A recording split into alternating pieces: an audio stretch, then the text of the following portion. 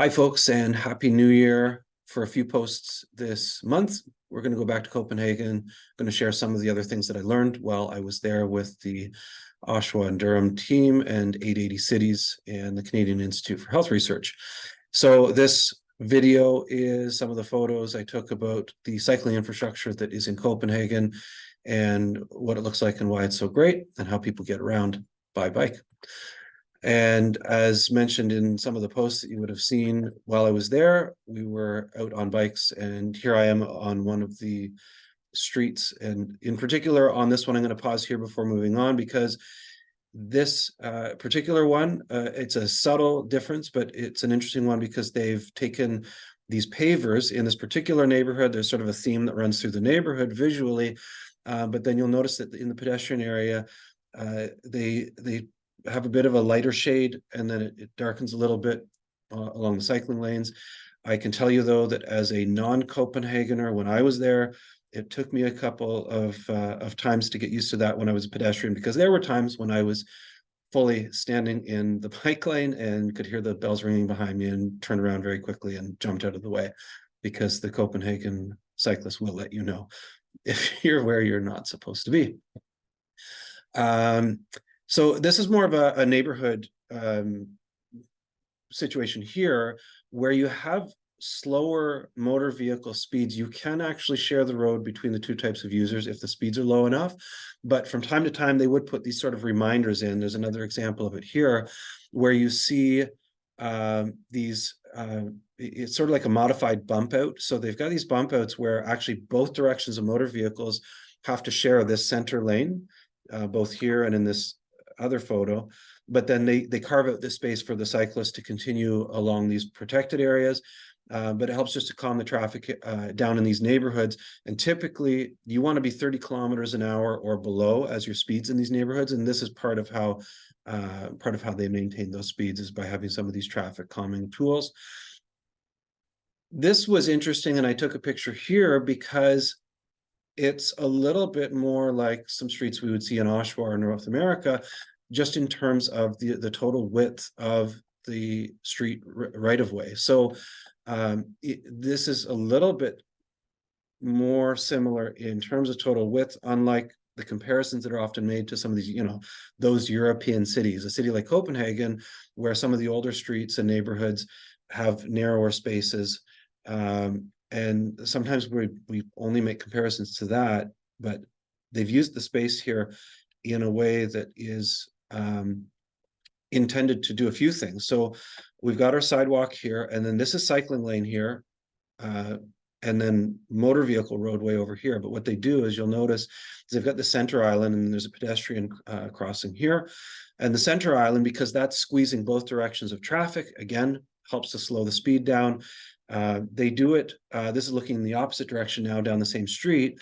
You'll notice the same function here with the narrower lanes, helps to slow the speed down a bit.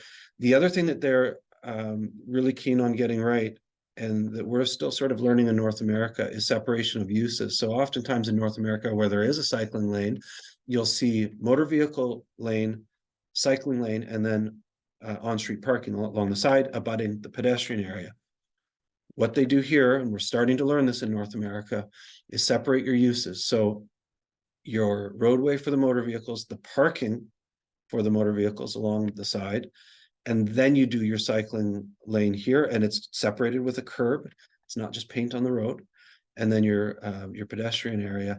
And this has a few things. It creates separation of use.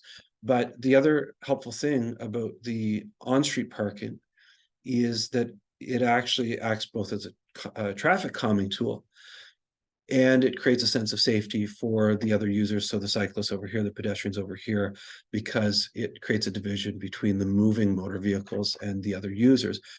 The other really important thing here, and I have to highlight this because in North America, we are still learning that you don't just slap a sign up and that determines the road speed. Yeah, they do have 40 kilometers an hour here on this neighborhood street.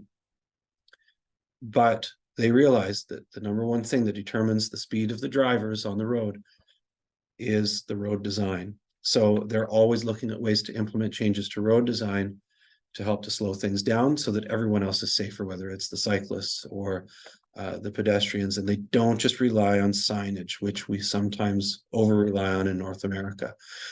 Another one that was really neat to see how they'll take, and this, you have to have the right space for this to work, but where you have a large public square or public area that doesn't have any motor vehicle usage, once in a while you'll see something where there is an active transportation cycling lane that cuts through part of that area. This is just to the west of the old City Hall, and it's a large public square for gatherings and events and just for general pedestrian use.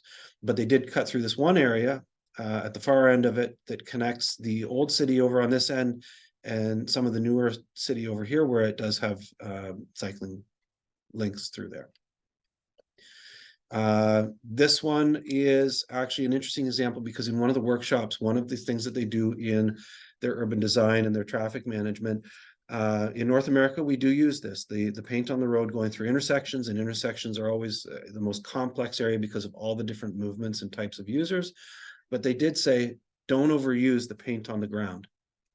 Use it where it makes sense, use it where it's needed to create clarity of direction and where you need it to help create a little bit more organization and safety, but don't overuse them, only where it is going to be really helpful. This was from one of the workshops, and they actually survey their cyclists. Copenhageners have the chance to weigh in on why they choose to bicycle. And again, in North America and maybe all over, we often try and use altruism as an incentive. We say, well, it's better for the environment, it's better for your health. And those things are all true. But 59% easiest, 50% fastest, it's really fascinating to see the critical lesson here that the two top reasons why Copenhageners choose to bicycle aren't for altruistic reasons. It is because the infrastructure has made it easy and has made it fast to get around. Those are the reasons why. So really the onus is on the policymakers, the decision makers in your municipality to build the infrastructure that is easy and fast to use to really create the outcomes that we want. Finally, last photo, just going back to this first one again, because sometimes the infrastructure is big and complex, and sometimes it's very simple and small, like this thing right here. So this thing that looks kind of like a fence, it's actually a footrest. So for those who are a little bit closer to the front, and this is on the Queen Louise Bridge, which is the bridge that sees 40,000 movements on the busiest days of the years across the bridge of cyclists. This is actually four bikes wide, these lanes on both sides. But this is for a few of the people who are at the front. They're able to get a bit of a break, but also a head start, because once the light changes, you can use the footrest to kick off and get moving quicker. So that's a little bit of a picture of some of the great cycling infrastructure in Copenhagen. Thanks for watching, and bye for now.